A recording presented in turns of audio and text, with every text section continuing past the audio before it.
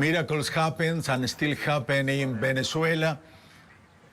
A young boy was rescued today against all odds from the earthquake that rocked Venezuela. Our cameras were there recording that moment. Welcome to From the Field. I'm Carlos Montero. You know we are following the World Cup, but under these circumstances, we are going to start with Venezuela.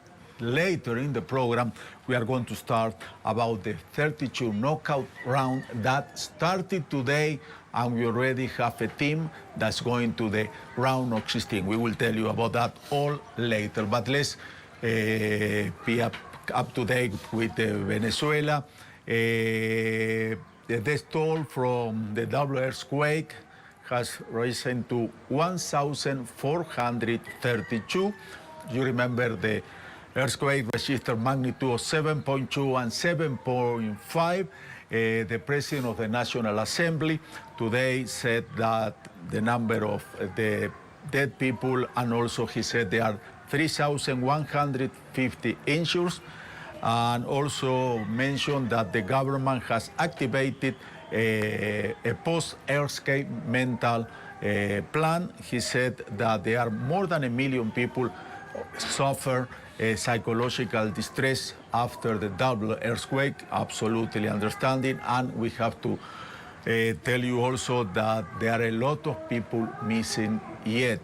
The labor of rescue still going on at these hours when we are presenting this show. Let's go to La Guaira, one of the places that was really shaken by those two earthquakes. Belén dos Santos is over there. Belén, good afternoon. How is the situation right now?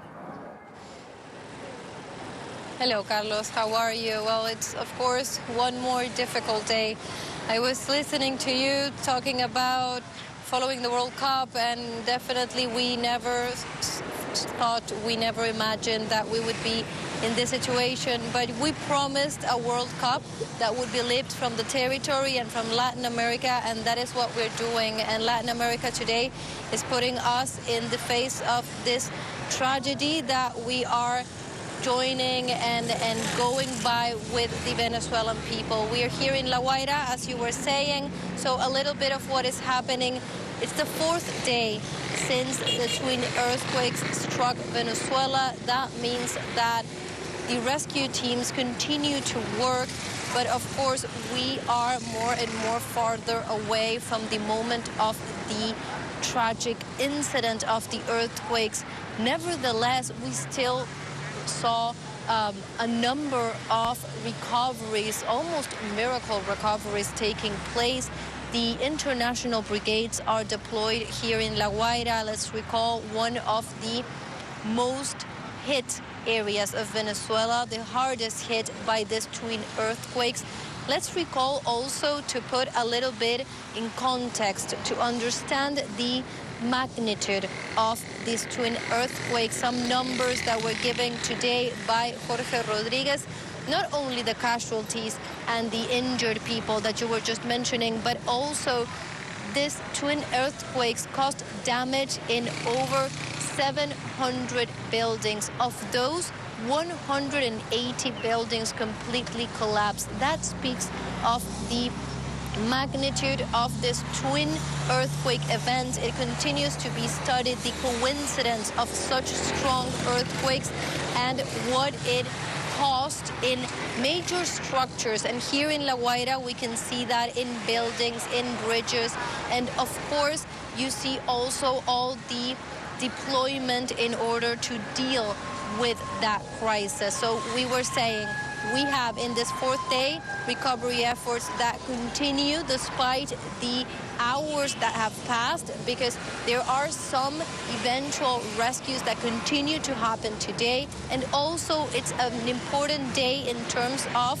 which you were also mentioning, all the efforts that are being done in terms of protecting and assisting all the survivors. That is, all the population in Venezuela, particularly those in the places that were hardest hit, and La Guaira is one of them. We are talking about places where donations are being held and distributed to anyone who comes there in search of food, water, clothes. Let's recall that a lot of people is also staying through these days in the streets because some of the buildings have collapsed or are in risk of collapsing, and also they do not want to be far away from where the rescue efforts continue in search of friends and family, for example. So La Guaira is a place in which we are seeing these sites of distribution. You were also mentioning the psychological assistance that is also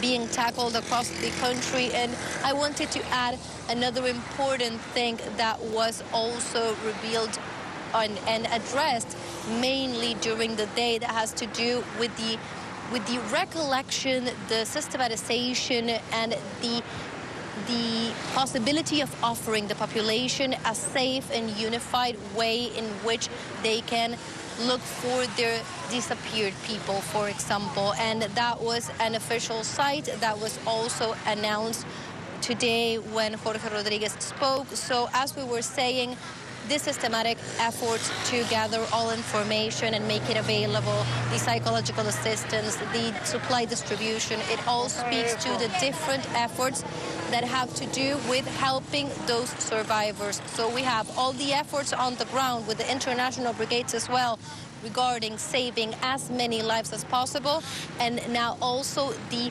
assistance of everyone else, because you know that there is a long road ahead of us, and it is with the Venezuelan people. It has to do with recovery, with reconstruction, Carlos, here. Evelyn, I'm surprised you are on the ground and we read a lot of information on paper, social media, and I see people, you are in an avenue in La Guaira, and it looks like the people walking, cars driving by, and the information I was reading, maybe it was wrong, I want you to clarify. They said that people in Caracas, they wanted to really help what's going on in that area that was hurt so bad for the earthquake. And the problem is people were trying to get there, and trying to get there, they were having problem to the rescue team. They couldn't go because there were too many people they were trying to help. How is that situation? Exactly. Well, you were saying it very, very well. There was, in the initial moments, a lot of people wanted to come to this area that was the hardest hit, many because they wanted to help. And this is north of Caracas, but not a very long road ahead. So a lot of people wanted to come. It did hinder when we started to see more rescue teams coming, larger efforts, because of course in the first hours it was all about understanding and assessing the damage. And when authorities saw the extent of the damage, and it's a lot, structural damage here in La Guaira with its effects on human lives, of course, as well. The amount of rescue teams that also started to come from an international level, they needed a wider access to the place, and the massive population or the impulse of coming to volunteer was hindering that access. That is one of the reasons why the region of La Guaira was militarized. This was addressed a couple of days ago by Acting President Delcy Rodriguez, explaining these reasons.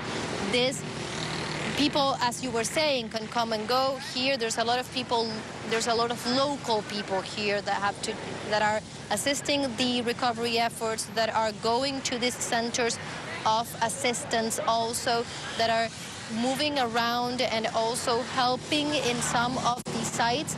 But there is not as much affluence from Caracas, for example, and that has a lot of reasons. One was the one that you were saying, the necessity of clearing the roads for rescue teams. Another is that some of the the rescue efforts need specific things. For example, they need silence.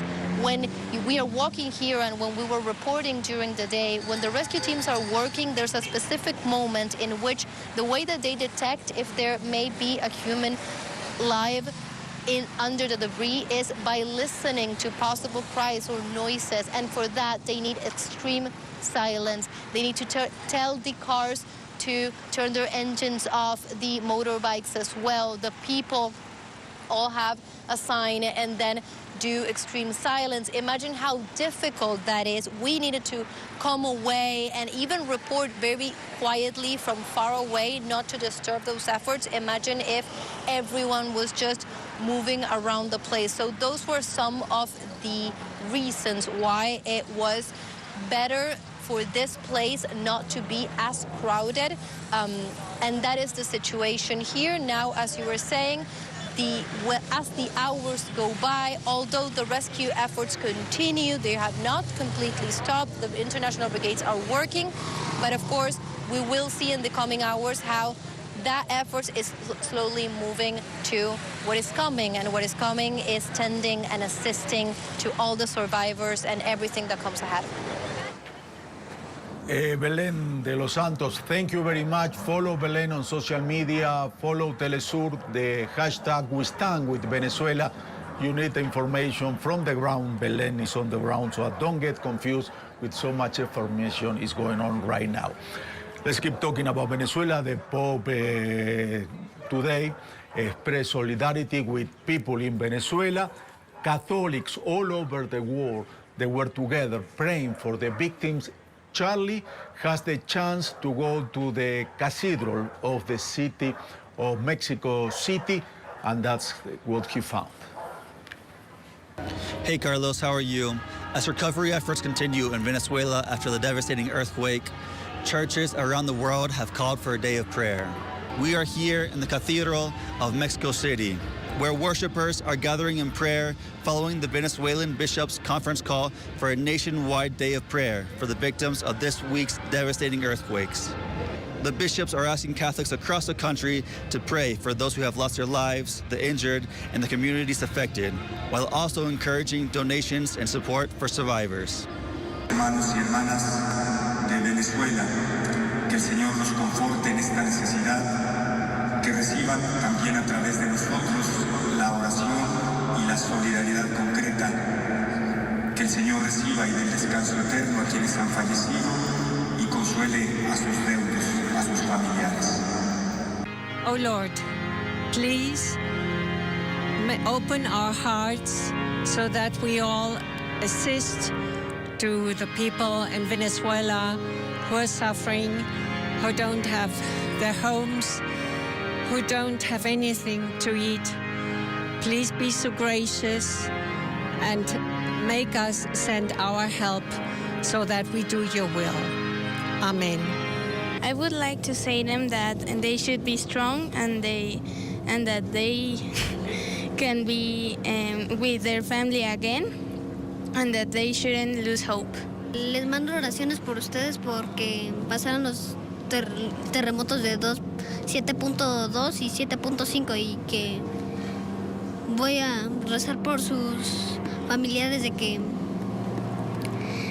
están desaparecidos. I wish everybody that's lost a loved one to have open hearts because tragedies happen, and I wish that all the family that lost people, I'm going to pray for them and be well for them. I wish them the best.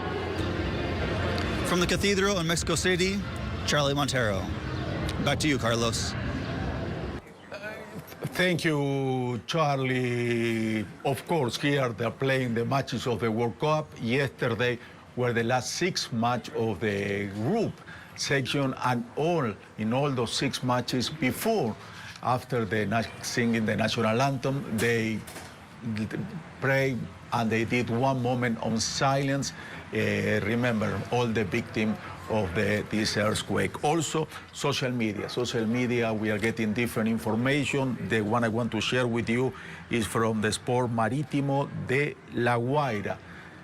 They confirm that for the eternal race of Janine de Trejo wife, she's the wife of a player. That's what they are saying. Why yesterday, like I mentioned, there were the minutes of silence. The picture of the football player and their family. The entire club, Sport Marítimo de La Guaira, offer its condolence of the passing of the loved one, which occurred on June 24 during the earthquake that shook the entire country. The club executive, coaches, players, administrative and operational staff pray to God for the eternal rest of Lucas Trejo family member. That was very sad. Also, yesterday, different players. Yesterday, Colombia played, and different Colombian players who they play honestly an excellent game. They tied with Portugal, but after the match, they make some time to remember what's going on in Venezuela. What they have to say is that. Stay strong, Venezuela. We're very aware of what they're going through. The truth is, they're our compatriots and great friends too. Stay incredibly strong, everyone. May they get through all of this. It won't be easy. But by trusting in God, He'll give them the strength to get through it. Greetings, Venezuela. Stay strong, stay hopeful. To our Venezuelan brothers and sisters, we hope that God will take control, that we're here for you, that we're praying, and that it's important to stand united. I know it's not easy, these are difficult times, so a big hug to the entire nation, to our Venezuelan brothers and sisters, and hopefully things will get better soon. Honestly, well, it's a very difficult time for Venezuela. It's really affected all of us, I think. Obviously, I want to wish them a lot of strength during this very hard time. But like everyone else, everyone is seeing what's happening, and it hurts us all. It's a very hard time, obviously, watching the images from afar. So, well, I just want to send the Venezuelan people a big hug and lots of strength from here. A big kiss, and honestly, it really saddens me what's happening there, and as a fellow South American country, I wish them all the best, and we'll do whatever we can to help. Argentina beat last night 3-1 Jordania, but also the Football Association of Argentina, they published a tweet, remember the people of Venezuela. In that tweet, what they say is, Venezuela, we are with you, and a heart to show them that all the Argentine, not only the players, the whole country is with Venezuela in this tough moment. We are going to talk absolutely to have the voice of some fans later. Not only from football, also we have some comments about Venezuela, the Formula One driver Sergio Pérez. Let's see what Sergio Pérez was saying. He said, nuestros corazones están con ustedes, Venezuela, pensando en todos ustedes, con una fotografía de este corredor de la Fórmula 1. Okay, we have to do a short break. We are going to come back very quickly with information about what's going on in the World Cup. Today started the round of 32. But let's go to the break with the sound of some fans from Colombia offering hope to the Venezuelan people. Vivo en Cali, soy venezolana. De verdad tengo un sentimiento de dolor, de tristeza por todo lo que ha pasado. Mis sinceras palabras de condolencia a todas las personas que perdieron familiares y agradecida con Dios por aquellas personas que pudieron sobrevivir. Desde Cali brindamos un mensaje de solidaridad a todos nuestros hermanos venezolanos y queremos extenderles nuestro brazo de ayuda y queremos invitarlos a todos a que hagamos parte y tendamos la mano, porque hoy ellos nos necesitan. Esperamos que puedan tener muchas ayudas. Invitamos a todos los colombianos también a que demos nuestro granito de arena. Quiero mandar mi más sincero apoyo a todas las personas en Venezuela, aquí desde Colombia y para todos.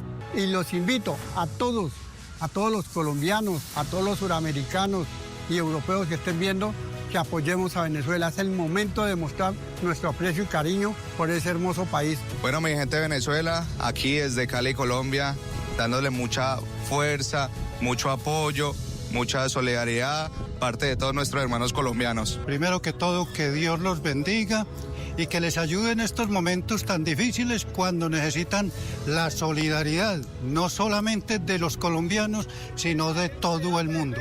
No nos olvidemos de los venezolanos en este difícil momento, oremos por ellos y ayudemos.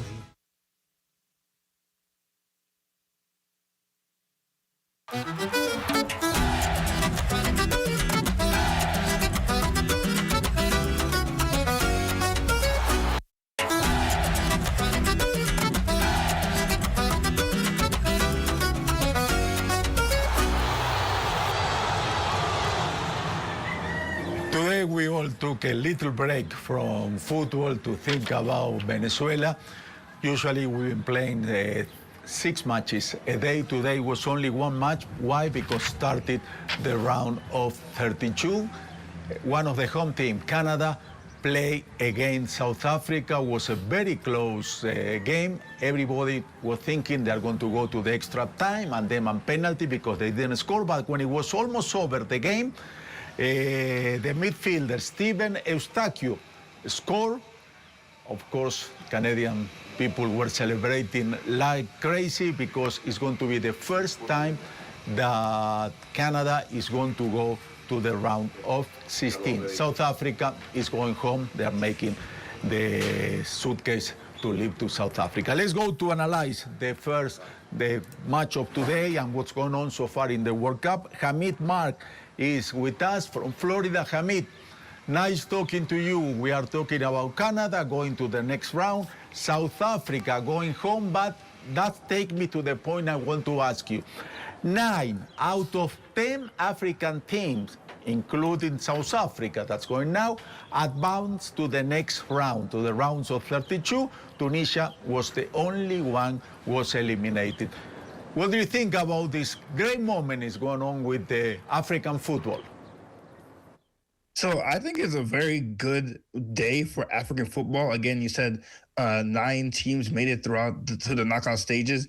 The African teams have really been surprising us in the group stages of this tournament. And speaking of this game, I thought South Africa played very well. They're going to be very disappointed that it didn't go into extra time or possibly penalties, because I don't think that Canada dominated them in this game. I thought it was pretty 50-50 up until Canada scored that first goal. So the African nations should be very proud. South Africa is now the first African team to be knocked out in the knockout stages, but they played very well. And a lot of these players should be very, very proud of themselves. They were lacking a little bit of that quality in the final third, but everything before that was very, very good. The defense with Monkazi and Okan were very, very well. In fact, I wouldn't be surprised if top clubs in the European leagues look out for those guys to strengthen their back line. I think that the African teams in South Africa did very, very well. They should hold their head up high that they did that well. But congratulations to Canada. They make it through to the round of 16. The first time ever they made it through a round of 16 in the World Cup. So congratulations to the Canadians. Hamid, I was watching a very funny video about Cape Verde players. They are going to have to play Argentina, one of the favorites who hasn't lost yet in the World Cup. But with a very sense of humor, they were singing 1%, 1%, 1%. That's what people say, that's the possibility they have to beat Argentina. You think it's so low, or they can give a surprise and they can play to Argentina the way they play with other teams in the first round? So honestly, I think 1% is being very, very generous. I think there's a 0% chance that Cape Verde will beat Argentina. I did see a funny reel as well, as like it's kind of like Argentina has to forgive the fan base for taking out the darling of the World Cup so far.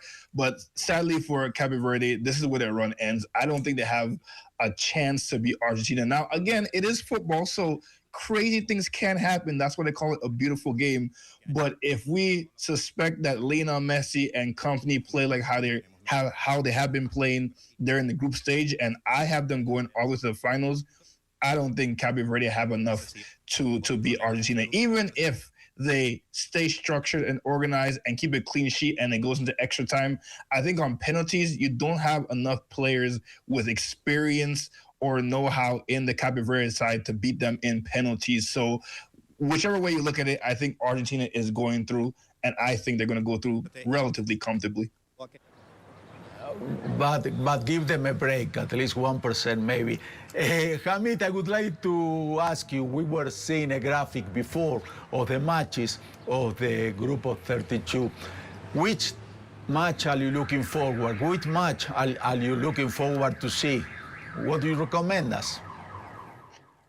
So in this round of 32, it's the beginning round, so you have a lot of mismatches. I think there's a lot of games that are going to be one-sided, like USA and Bosnia. I think that would be a one-sided game with USA winning.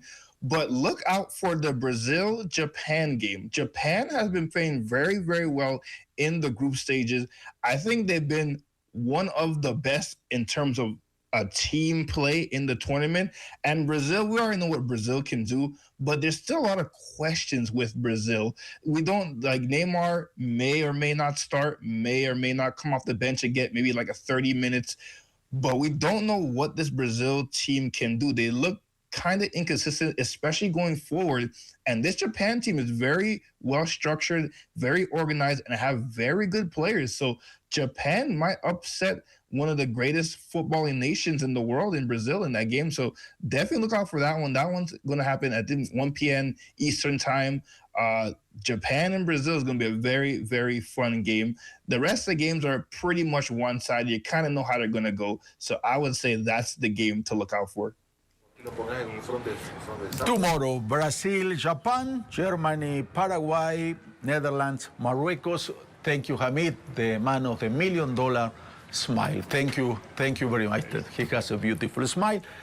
Canada is, this World Cup, there are 3 home teams. Canada is the first one of the 3 who qualify for the next round. And people, as you can imagine, they are celebrating like crazy. Hector Biliaris in Toronto with some information. Muchas gracias, compañeros. Thank you so much. I'm here in Toronto, Canada, one of the headquarters of this Football World Cup 2026. Canada celebrated joyfully victory to South Africa 1-0. It was Stephen Eustáquio who scored at 22 minutes, a historic win for Canada. And here I have a fan who will comment some remarks of what happened here in this match. Yeah, we're really happy with the game today and victory of Canada. It's the first knockout game, which I think we did a really good job. I think throughout the whole game in general, it was a really tight game up until the 92nd minute. Once this 92nd minute, thanks to Eustáquio, we managed to score, and I think today Canada was really happy. But to the opposite team, they played really well. It was a really one-on-one game, so I was really excited for the game today. Absolutely. Congratulations. Thank you so much. I appreciate it. This is information we bring to you for Telesur. The fans continue cheering up their team, celebrating their win 1-0. But it will be a short celebration because the 8th quarters are coming. Canada will face some other teams. It might be Morocco or the Netherlands, according to their classifications. But now they are celebrating because for the first time they advanced to the 16th, and they will be completing once again 1-0 to South Africa for Telesur. Hector Villar from Toronto, 2026. Thank you, Hector. Congratulations, Canada. This is all for this half an hour from the field. See you tomorrow. But we are going to leave you with some sound from Argentine people giving the condolence and support to Venezuela. See you tomorrow. Mandamos fuerzas y saludos a todos los de Venezuela. Sí, mucha fuerza para Venezuela. Abrazo fuerte para Venezuela, que está pasando por una situación muy difícil. Que salgan adelante. Que Dios los siga iluminando y le dé la fortaleza a las personas que perdieron a su familia. Un saludo muy grande y muchas fuerzas para todo el pueblo de Venezuela que están sufriendo ahora, así que nada, todo el apoyo desde Argentina para ellos. Bueno, desde acá de Argentina queremos mandarle mucha fuerza y un abrazo enorme a nuestros hermanos venezolanos que sabemos que están pasando un momento terrible. Fuerza. Le mando un saludo a Venezuela, que hay mucha fuerza, que salgan adelante y bueno, toda la ayuda de Argentina va y todo por ahí. En este momento tan trágico para ustedes, Latinoamérica siempre unida, así que esperemos que se recuperen pronto. Fuerzas, Venezuela. Desde el sur del continente, enviarles este abrazo que esperemos de la vuelta al mundo y que llegue a todos las venezolanas en este momento tan duro. Y bueno, esperemos que salgan adelante pronto, que puedan minimizar los daños y que puedan sentir el acompañamiento de todos los que los tenemos presentes cada día.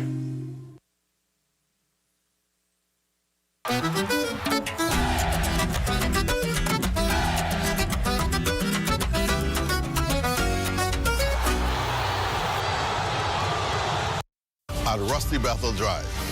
I'm Paiswell Forbes. This is ZNS.